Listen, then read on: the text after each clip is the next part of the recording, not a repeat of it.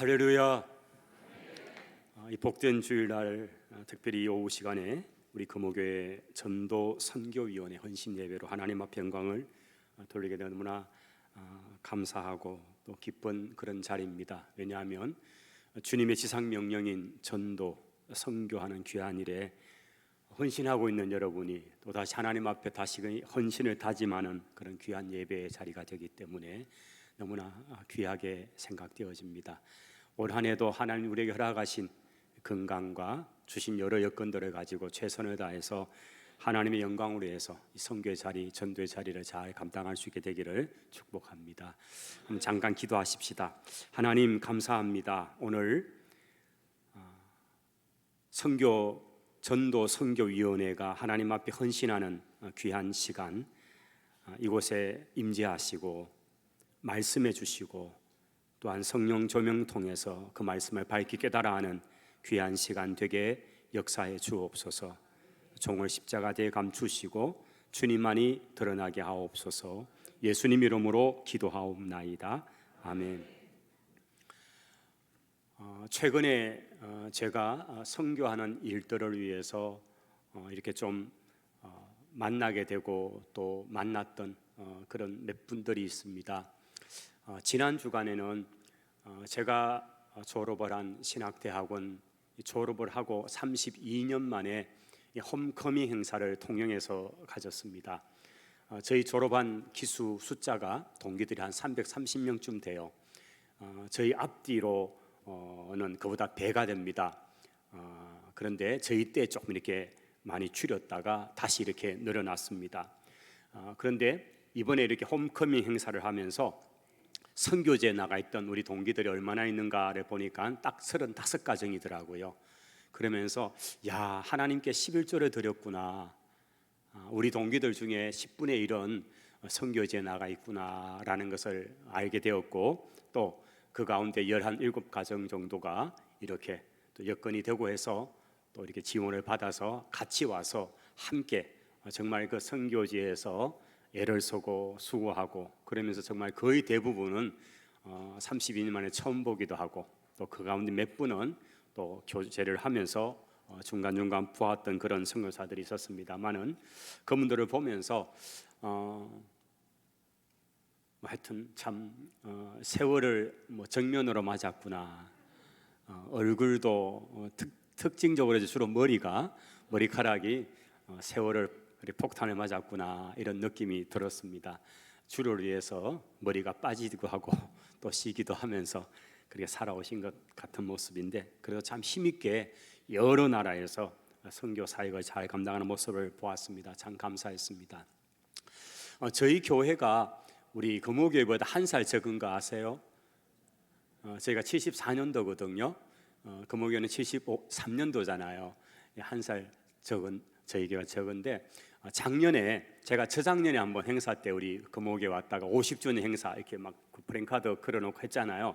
제가 그거 보고 이제 내년에 우리 교회가 50주년인데 어떻게 할까 하면서 좀 아이디어를 좀 얻었습니다. 그리고 작년 한 해 연초부터 연말까지 좀 다양한 행사를 했습니다. 그 중에 마지막 했던 행사가 선교지에 예배당을 건축하는 일이었어요. 그래서 좀 그전부터 기도하면서 어디를 할까 그러다가 하나님이 저에게 붙여주신 그 지역이 스리랑카였어요. 스리랑카.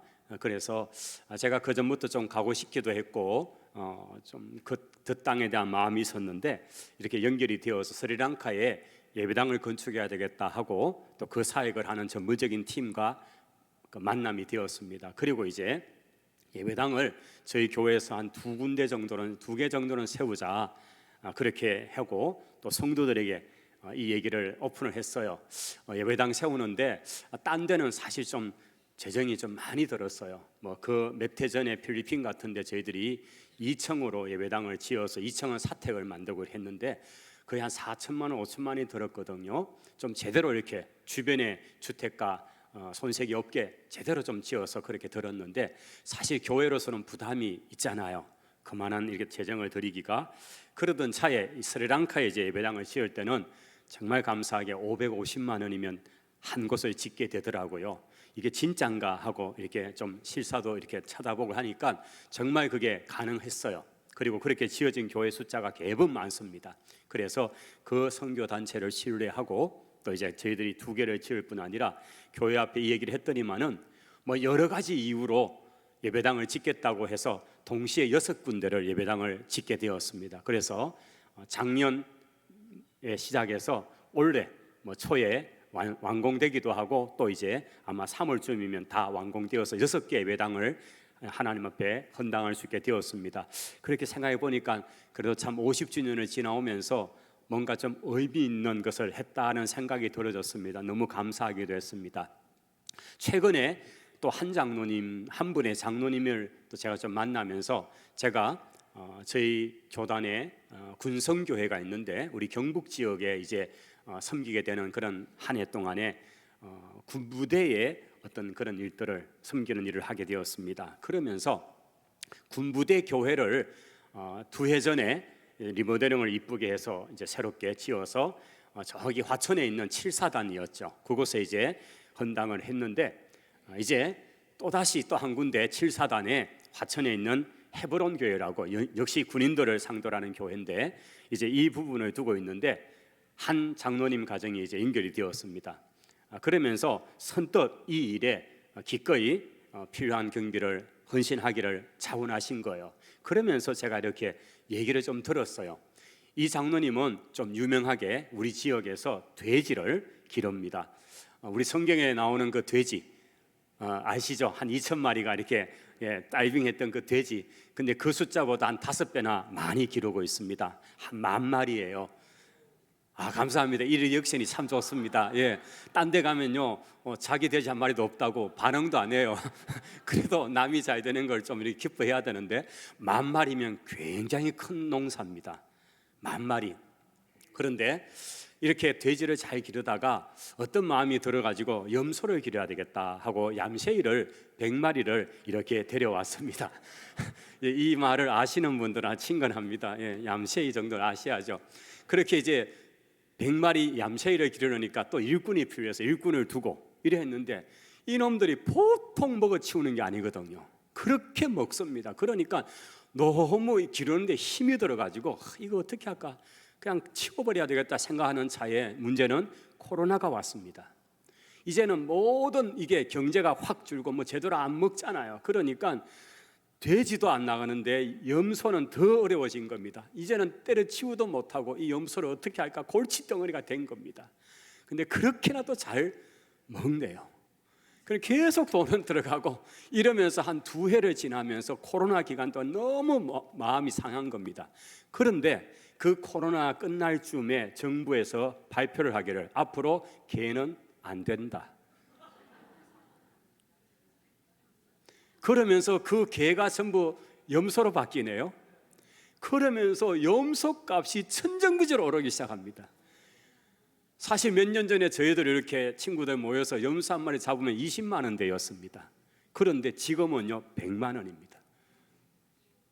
우리 이 장로님이 어떻게 됐을까요?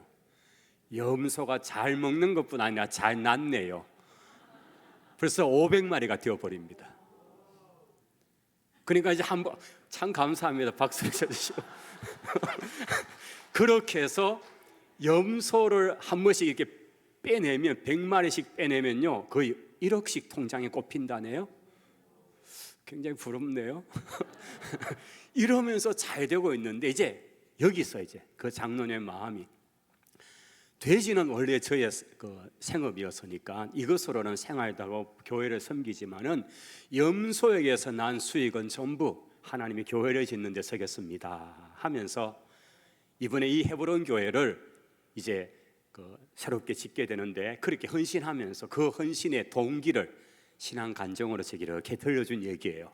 얼마나 아름답습니까? 저는 하나님께 영광. 저는 그런 헌신들 하나하나가 모여서 하나님의 나라를 세워가고 정말 하나님의 교회들을 세워가는 일들이 아닌가 여겨집니다.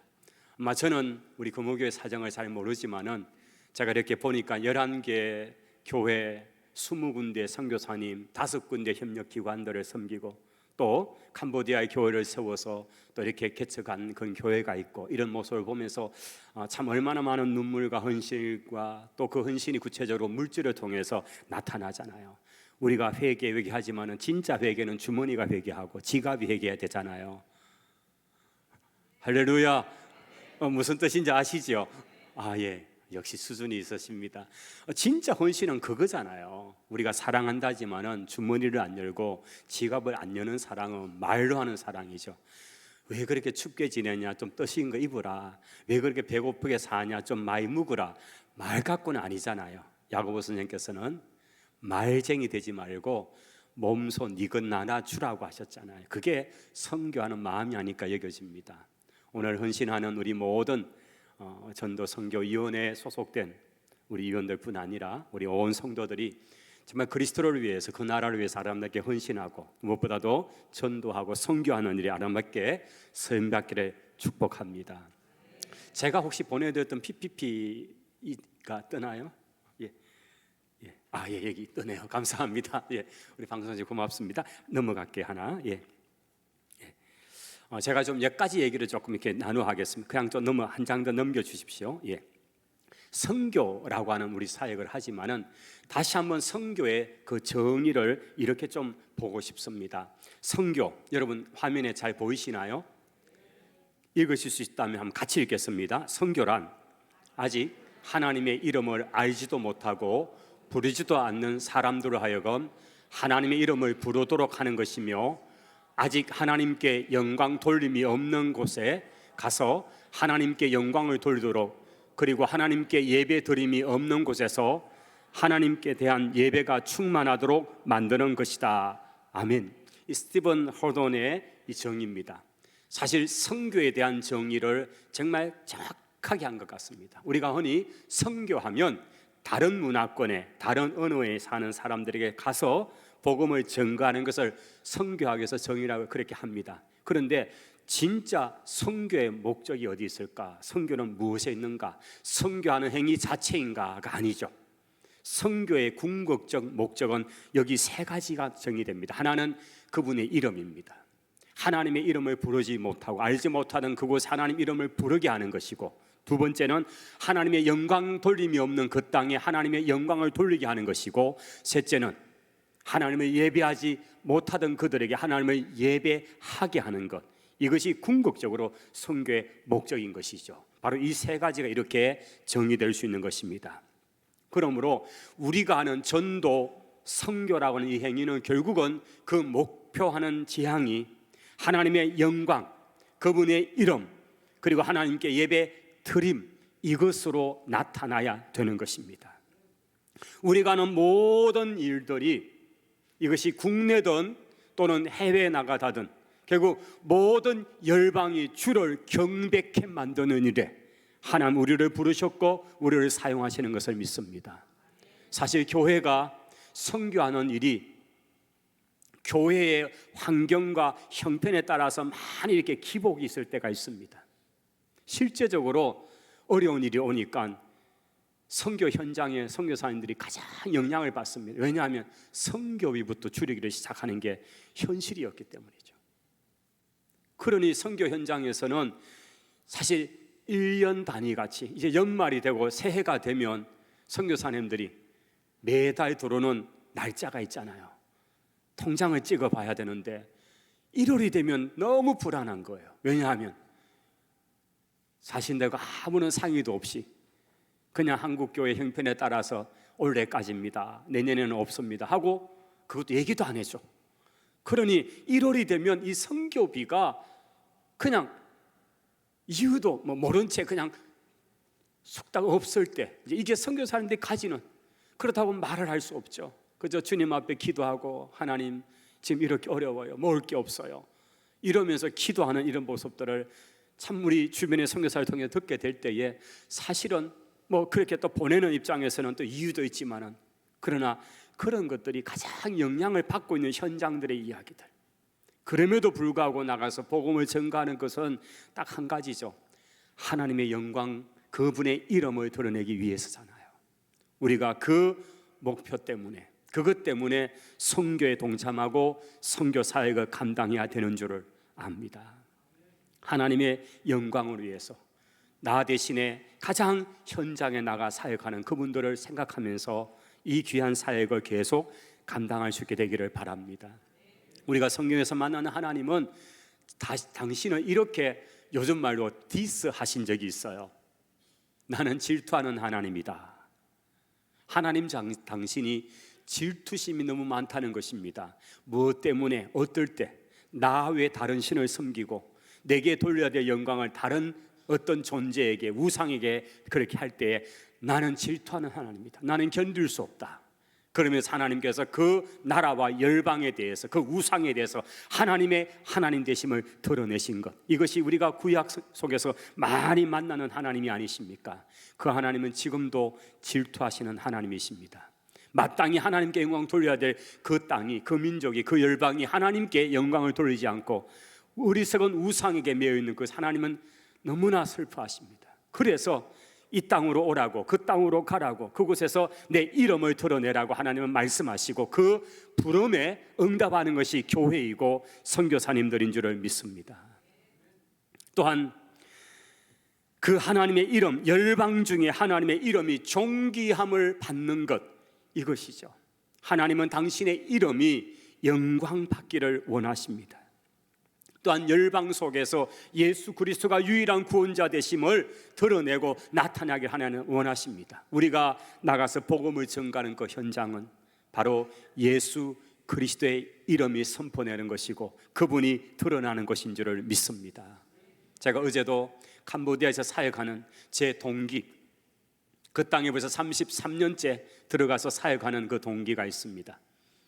같은 대구 출신이고 그 땅에 예수마을이라고 하는 그 공간을 만들어서 수십만 평입니다. 작년에 한번 오랜만에 와서 저희 교회에서 얘기하면서 혹시 여러분 중에 이 땅에 이 한국에서 너무 땅이 없어서 막 칸이 됐거든. 캄보디아에 오시라고 막 땅을 뚝뚝 떼주겠다고.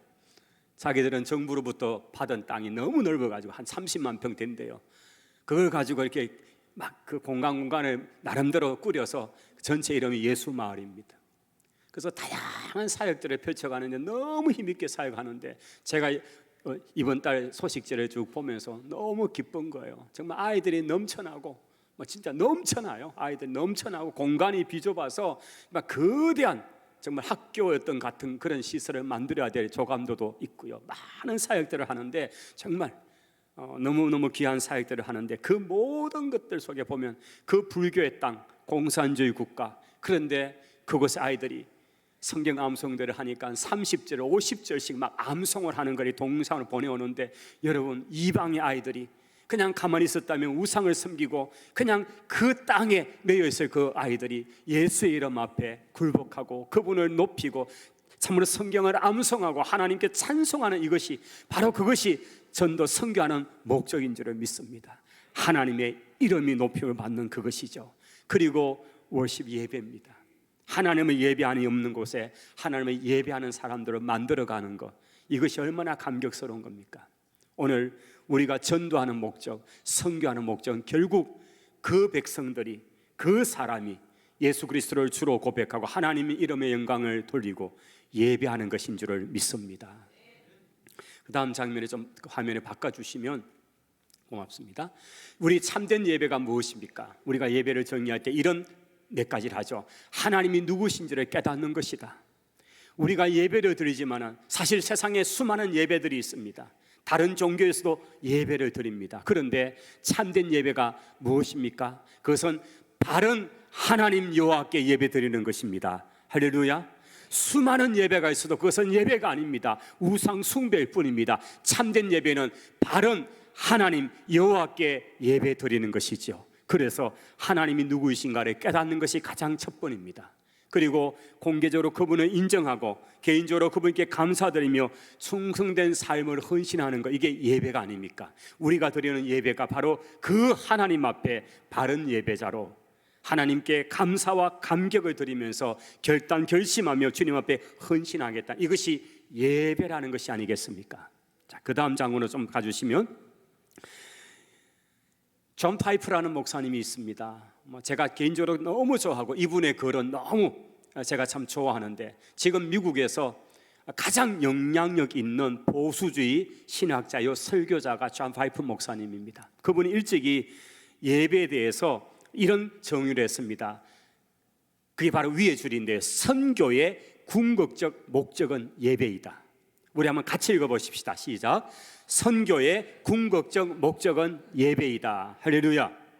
여러분, 우리 전도 선교위원회가 하는 그 사역의 궁극적 목적은 예배이기를 바랍니다. 여러분, 전도라는 행위는 다른 사람에게 복음을 전하는 행위입니다. 선교는 다른 문화권에 가서 복음을 전하는 것이 선교입니다. 그런데 전도, 선교 그 행위 자체가 목적이 되어서 안 됩니다. 결국 전도와 선교의 궁극적 목적은 예배입니다. 이미 앞에서 말씀드린 것처럼 하나님을 알지 못하고 하나님께 예배하지 못하던 그 땅에서 하나님을 알게 하고 하나님을 예배케 하는 것, 그게 선교의 궁극적 목적이 되어야 되는 거죠. 내가 몇 사람에게 복음을 전했다, 너무 귀하죠. 내가 몇 군데 가서 그렇게 어떤 나라에 갔다, 그 자체가 끝이 아니라 정말 하나님을 예배하는 것이죠. 예배는 선교의 힘입니다. 선교는 도구요, 예배는 목적이 한다는 사실입니다. 예배는 영원합니다. 우리가 천상의 모습을 요한계시를 통해 만나게 됩니다. 여러분, 그 천상에 가면 전도가 있을까요? 없죠. 선교가 있을까요? 없죠. 왜냐하면 천상은 전도받을 대상이 없습니다. 선교할 대상이 필요치가 않습니다. 왜냐하면 구원받은 모든 하나님의 백성들만 모인 곳이기 때문입니다. 그래서 요한계시록에서 만나는 천상의 성도들의 모습은 너무 감격스럽습니다. 그곳에 있는 오직 유일한 것은 세세토록 하나님을 영원롭게 예배하는 것입니다. 가장 아름다운 모습으로 부활의 그 영광스러움을 가지고 하나님을 세세토록 기뻐하며 절거하는 그것, 이것이 천상의 모습입니다. 예배가 있게 하기 위해 선교가 존재하는 것입니다. 저도 몇 차례 선교지를 방문하기도 하고, 또 인도 땅에서 또 한 해 동안 단기 선교로서 하나님이 주신 은혜에 어떻게 보답할까 하는 마음 가지고 그곳에서 한 해 동안 지내면서 선교에 이렇게 있었던 적이 있습니다. 정말 오지 같은 데 가서 정말 그런 아주 우리가 흔히 말하는 원주민 같은 부족들을 만나는데, 여러분, 그분들의 복장을 보면 그냥 진짜 원주민이에요. 그런데 그들의 입에서 예수 이름이 나오고 하나님의 이름이 높임을 받게 되는 이 모습이, 이게 하나님이 보셨던, 하나님이 명령하셨던 바로 그 전도 복음 전파의 이유지 않습니까? 하나님 모르고 살던 그들에게 어떤 연고를 통해 복음이 전달되고 그들의 낡은 모습 그대로 하나님을 예배하는 그곳, 하나님을 예배하는 그곳, 그들의 언어를 몰라도 찬송 가운데 아는 멜로디를 함께 다른 언어를 가지고 찬송을 돌리는데, 이게 계시록에서 만나는 민족과 열방이 하나님 앞에 예배하는 아름다운 모습인 줄을 믿습니다. 바로 그것 때문에 우리가 선교를 하는 거죠. 선교의 궁극적 목적은 예배이다. 우리 그 다음 장면에 좀 넘겨주시면, 선교의 원동력, 오늘 사실 말씀의 핵심은 이곳으로 이제 제가 초점을 마지막 맞추려고 합니다. 결국 선교하는 일, 우리가 전도하는 일, 헌신하는 일, 이 모든 원동력은 하나님에 대한 사랑, 이것인 줄을 믿습니다.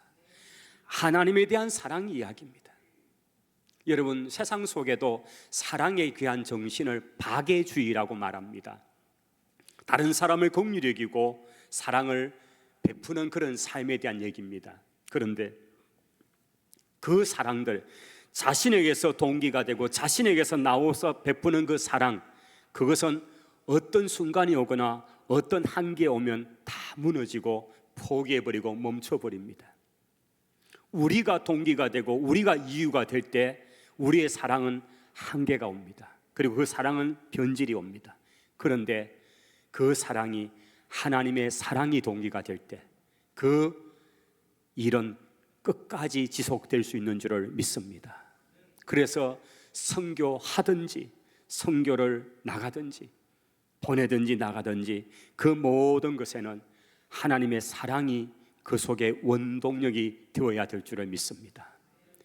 내게 있는 것으로만 하는 것이 아니라 내게 없더라도 그 사랑 때문에 무언가 자원을 동원할 수 있는 지혜를 구하게 될 것이고 중보하게 될 것이고, 그러면서 하나님께서 아무것도 없는 중에 모든 것이 되게 하시는 하나님의 놀라운 손길을 우리는 경험할 수 있게 될 것입니다. 하나님의 사랑이 선교의 원동력이 되어져야만 이 일이 가능합니다. 저는 요나서 본문 속에서 만나게 되는 요나의 모습 속에서 우리가 읽어주셨던 1장 1절에서 3절 속에는 하나님의 선교 명령이었습니다.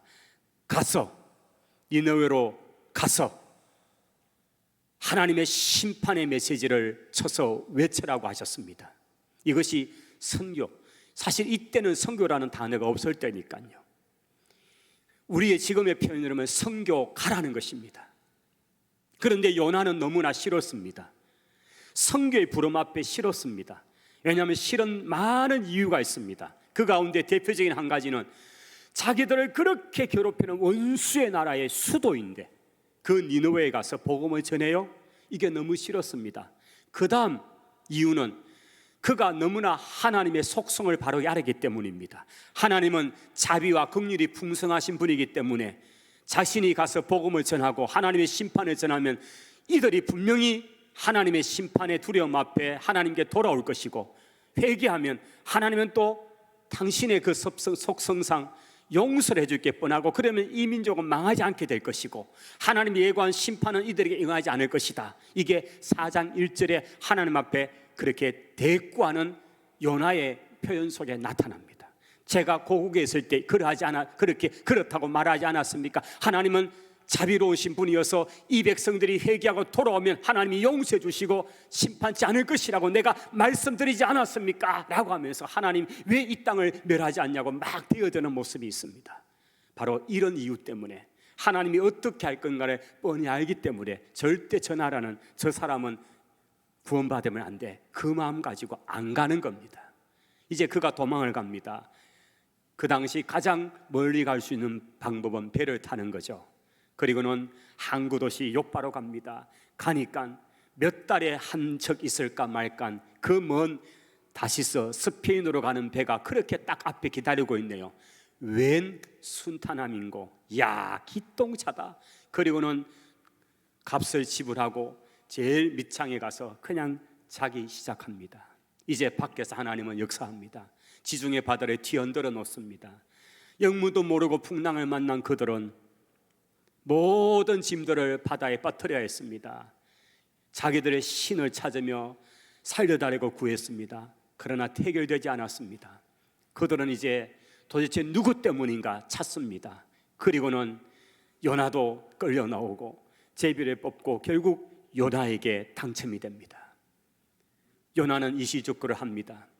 자신이 하나님의 메신저로서 이렇게 해야 되는데 그러하지 못했다, 도망했기 때문에 이렇다, 자기 때문에 그러니 자기를 바다에 빠뜨려라고 했습니다. 심청이도 아닌데. 자, 그런데 제가 이 본문을 보면서 그냥 전통적으로 바다에 빠뜨려다, 이게 자기 희생이다, 자기 책임에 대한 어떤 그런 마음일 수 있겠다. 그런데 또 다르게 이 구절을 해석한 내용을 보면서 되게 크게 마음이 동의가 되어졌습니다. 이런 해석이었습니다. 요나가 자기를 들어서 바다에 빠뜨리려고 했던 그 이유는 그래야 자기가 니느웨에 가지 않기 때문이다. 죽어도 가기 싫다는 겁니다. 자신이 하나님의 명령을 수행하려면 살아가야 합니다. 그 선원들에게 용서를 구하고 어떻게든 두드려 맞더라도 그가 무토로 다시 돌아와야 합니다.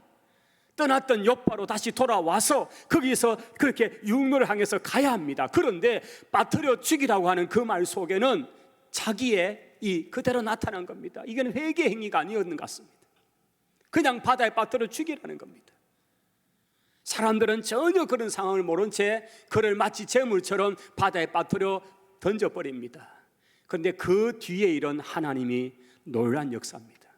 요나의 성량을 너무나 잘 아시는 하나님께서는 벌써부터 잠수함 한 대를 준비해 놓으셨습니다.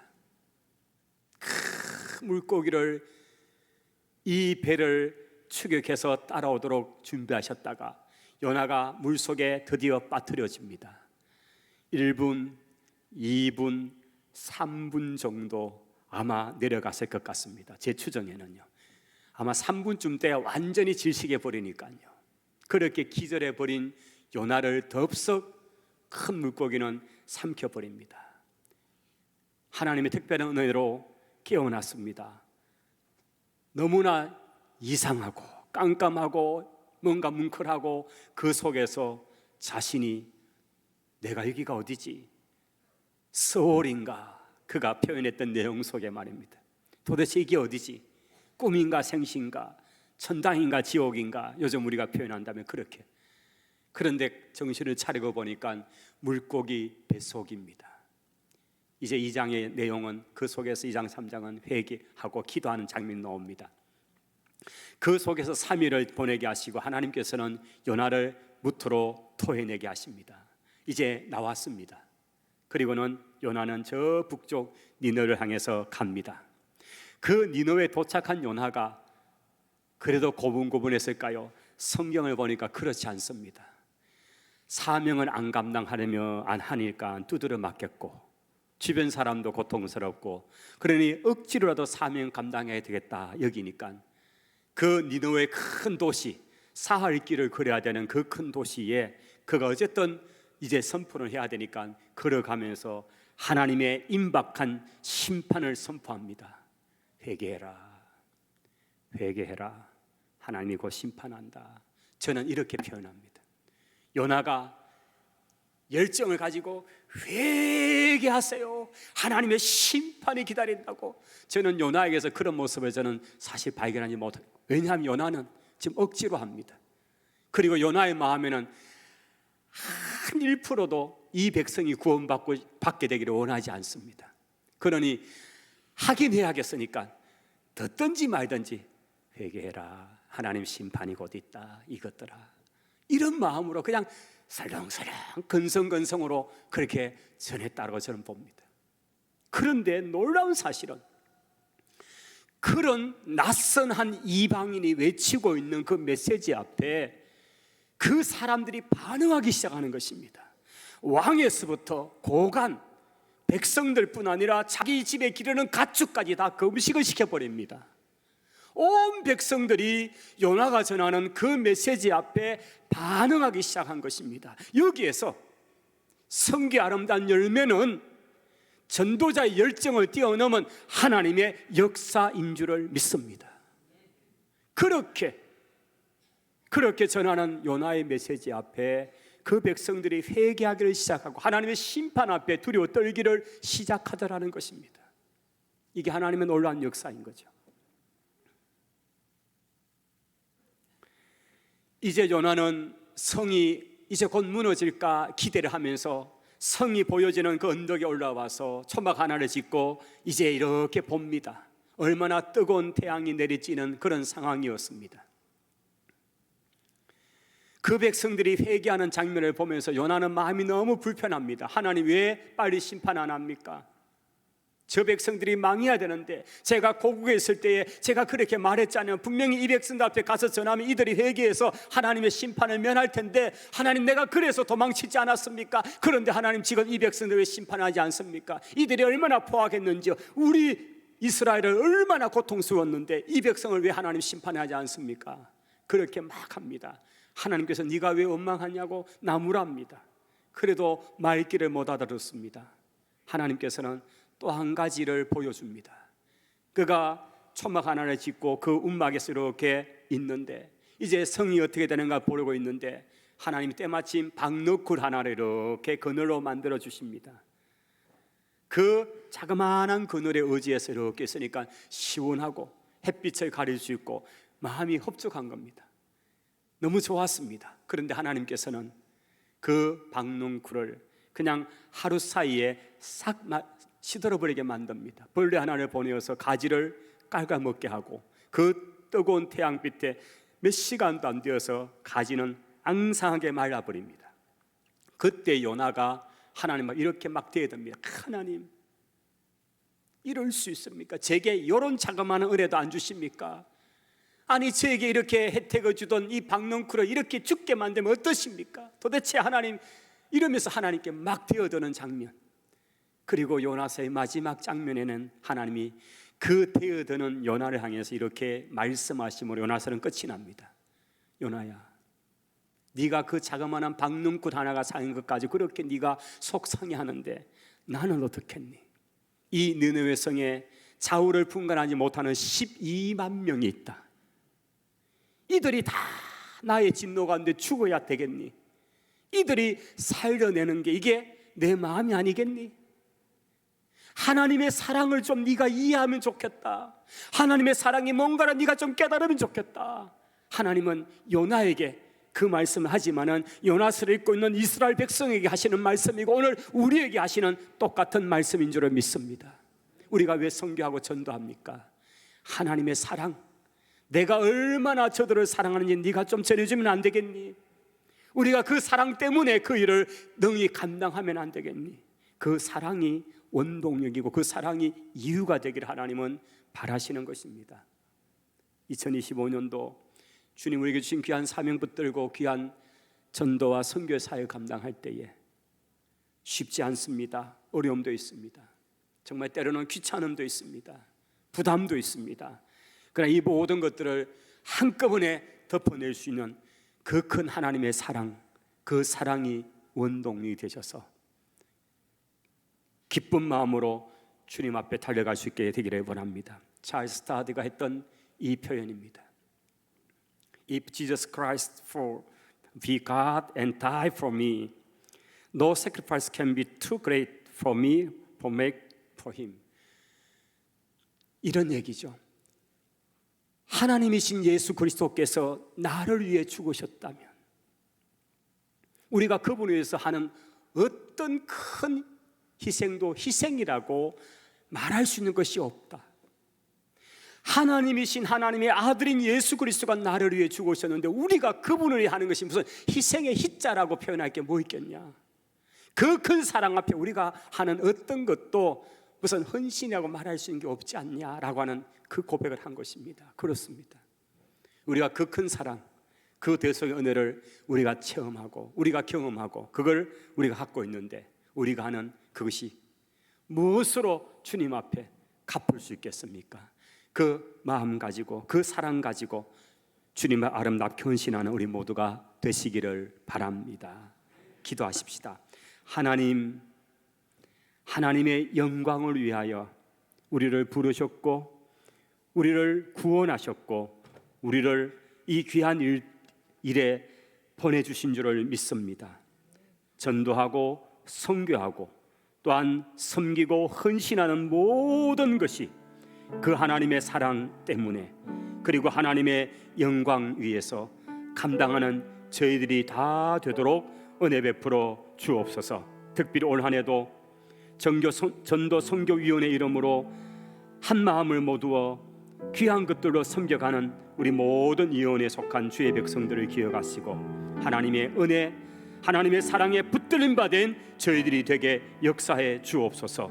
우리 세우신 우리 당회장 목사님 은혜와 성령으로 기름 부으시고 날마다 하나님의 은혜에 붙들려서 주의 말씀을 힘있게 선포하는 하나님의 귀한 사자님으로 하나님께서 사용해 주시옵소서.